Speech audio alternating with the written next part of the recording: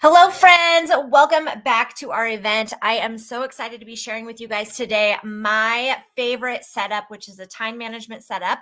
We are going to be building in an extra large cover today. Let me kind of just briefly show you the difference between an extra large and a medium. This is a medium, which is great for personal usage.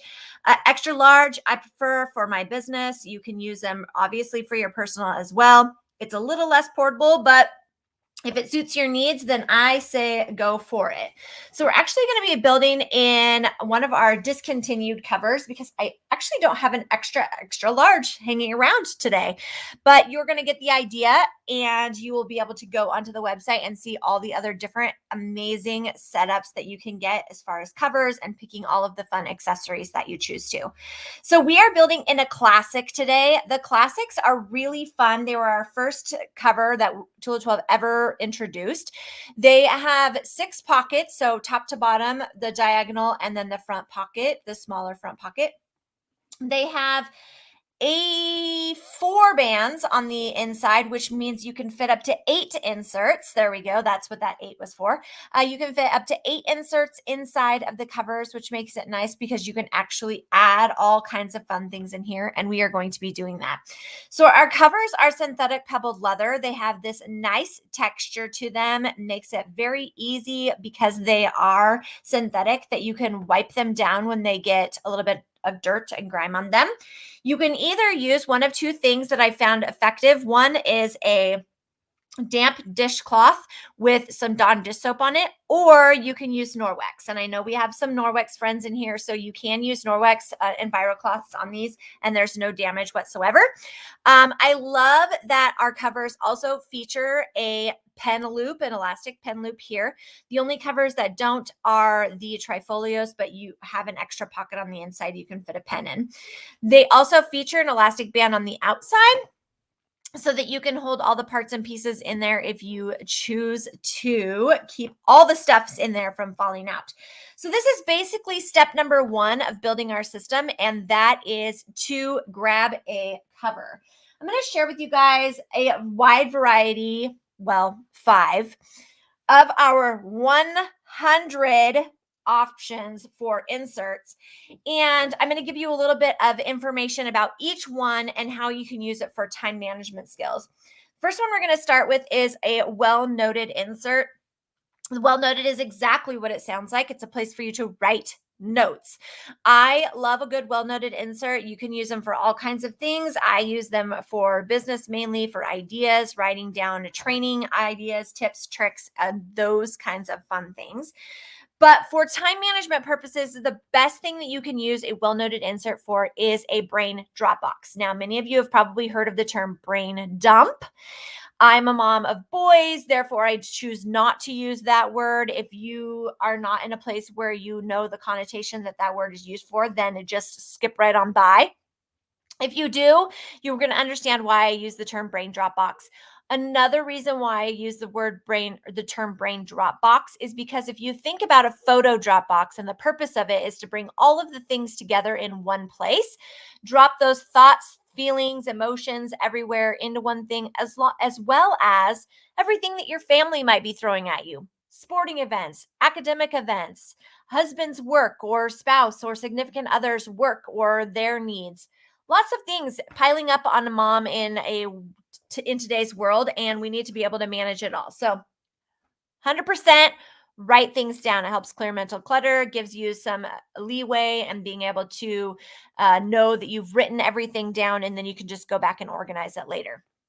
So let's talk about step 2 in our organizing, and that is using a to-do list. Now, after doing a brain drop box, people are like, well, what is the point? You're just going to write it down twice. Heck yeah, you are. And the reason why I encourage you to use this method, which I call the trade method, again, something that I made up, is it helps you to utilize the things that are very important, mildly important, and not so important out of your day. And so I use the trade technique. T stands for top 3, R stands for routine, the A stands for action, the D stands for delegate, and the E stands for eliminate. Okay.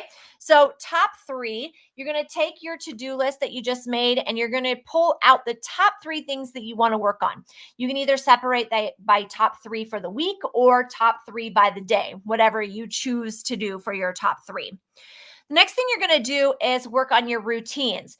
What routines do you have that you do every single day? And this might not be something that you have to write down unless you want to add something into a routine that you already have. If you get up in the morning and you participate in a miracle morning where you are doing meditation and you're journaling and you're exercising and you are taking care of your mental functionalities, then that is going to be something that you're going to use every single day. Again, if it's not something you need to write down, then just work through your routine as you normally would on a day-to-day basis. The next one is action.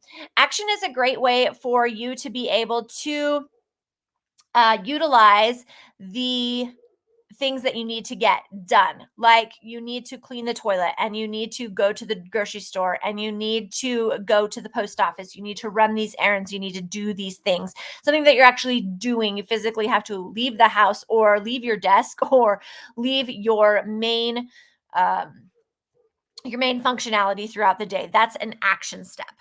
The last 2 are a little bit more fun and a little bit more needed in many of today's societies because we choose not to do these things on a regular basis. So, one is to delegate. That's what the D in trade stands for.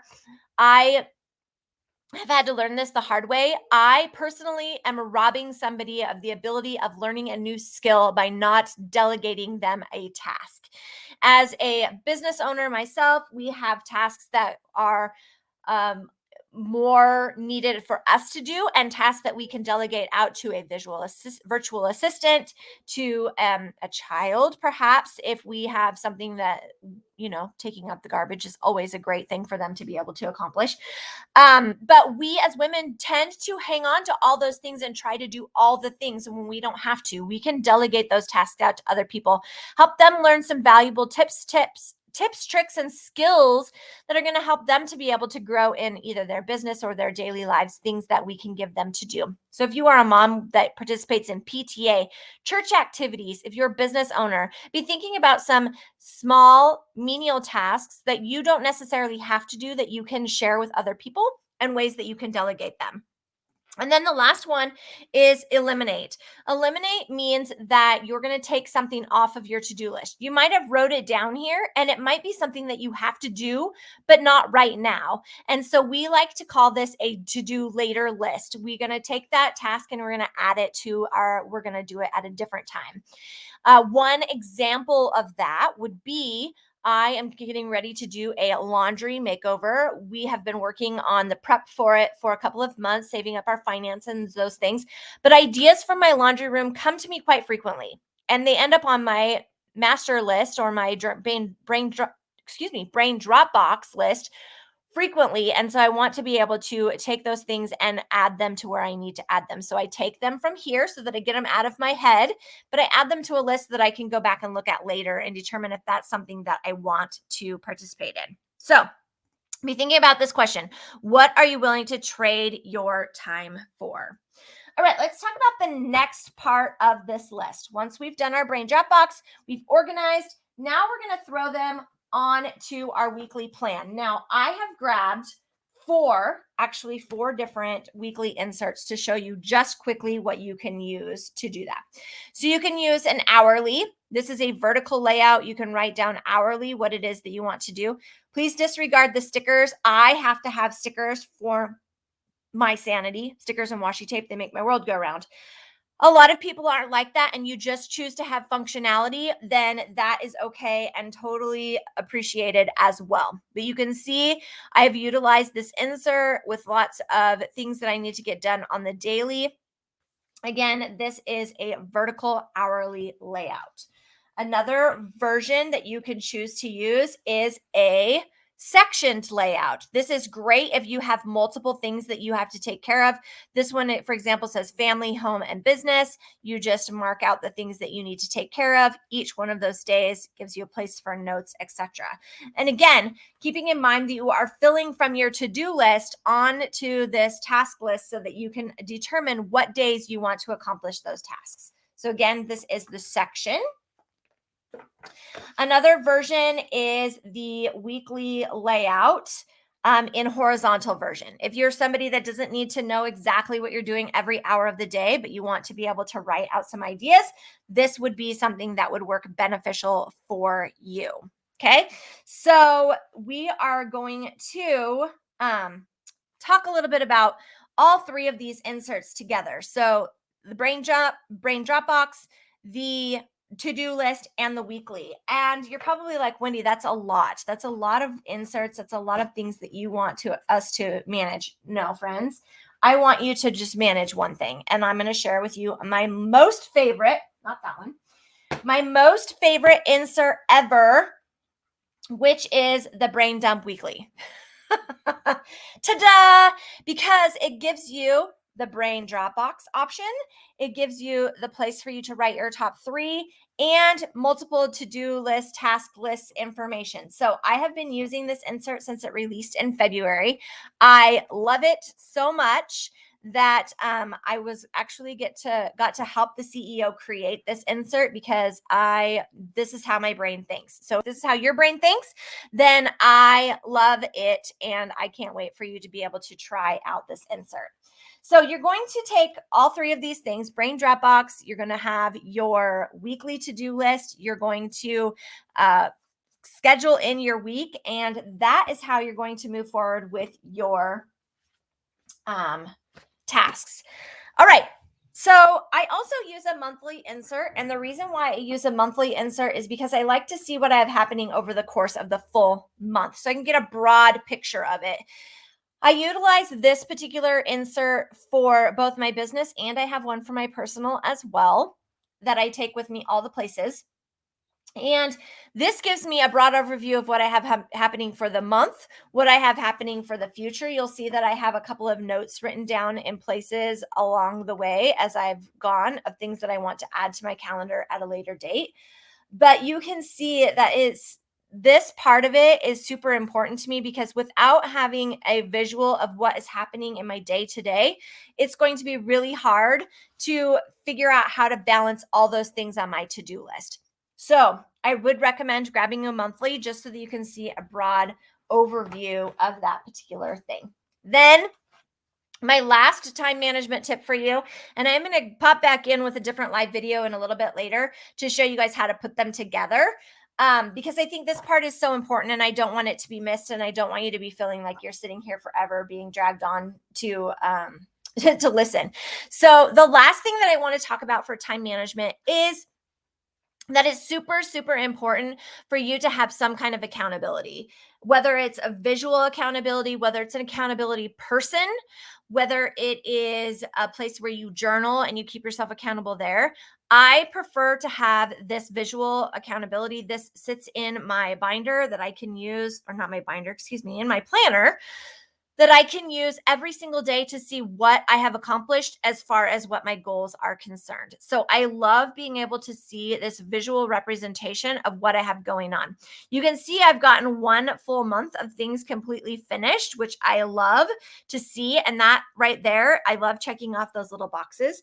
The other things are works in progress and I will fit them in when I can fit them in. But knowing what I have actually accomplished and what I have still left to do on my list helps me with the lot of the scheduling purposes.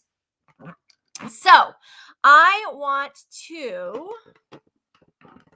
briefly let you see my face for one, and challenge you to be thinking about some of the time management tips that you may not be using in your day to day. Again, I'm going to be making a second video to show you guys how to put this all together, but I want you to be thinking about time management, what it means to you, how you can make your day more effective and efficient for what you need to get accomplished. And be thinking about how you're going to fit that into your summer as well. I hope you guys have a fantastic day. I'll see you all back soon with another video showing how to put together a Tool of 12 lifestyle organizer. Bye, friends.